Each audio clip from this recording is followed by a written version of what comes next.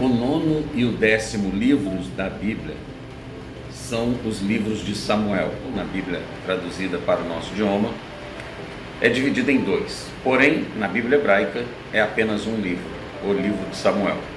Este livro conta da história de transição entre o período dos juízes e a monarquia em Israel.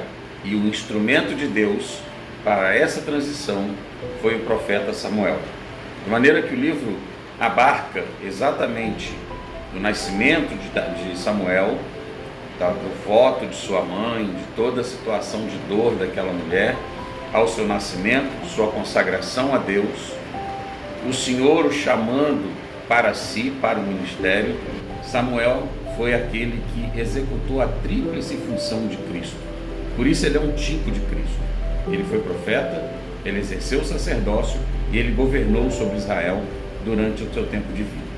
O livro então vai contar também da rejeição de Israel ao governo teocrático de Deus e um pedido de um rei segundo as outras nações, ou conforme as outras nações tinham. É interessante salientar aqui que o próprio Deus já havia previsto que daria um rei a Israel. Isso já estava nos planos de Deus. Deus o faria. Mesmo na lei já tem esse tipo de direcionamento em relação à conduta do rei. Ora, Deus tanto pretendia dar um rei a Israel que já colocou isso na sua lei conforme ele assim designar. Porém, Israel pediu não um rei segundo a vontade de Deus, mas um rei segundo as outras nações. Eles queriam ser semelhantes às outras nações. O Senhor então os alerta que, tendo um rei assim, eles teriam consequências bastante complicadas em relação à sua vida social, à questão de impostos, essa série de outras coisas que qualquer reinado teria. Porém, um reinado ímpio, isso se torna muito mais pesado. No entanto, o Senhor dá a eles então Saul, que era aquilo que eles buscavam. Vale também a pena lembrar que Saul foi escolhido pelo próprio Senhor e não por eles. E Saul atendeu às necessidades de Israel, ou que Israel pensava ser a sua necessidade.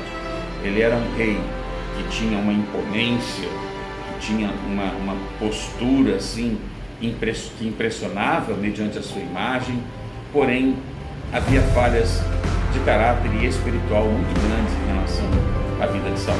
Embora, olhando humanamente falando, ele possa parecer muito melhor do que Davi, dado o fato de que ele nunca traiu um amigo, ele nunca cometeu adultério, ele nunca planejou a morte de um amigo e outras coisas mais que a Escritura mostra que Davi fez. Mas Saul tinha uma questão muito séria em relação à sua espiritualidade. Ele era arrogante, ele nunca admitia sua culpa.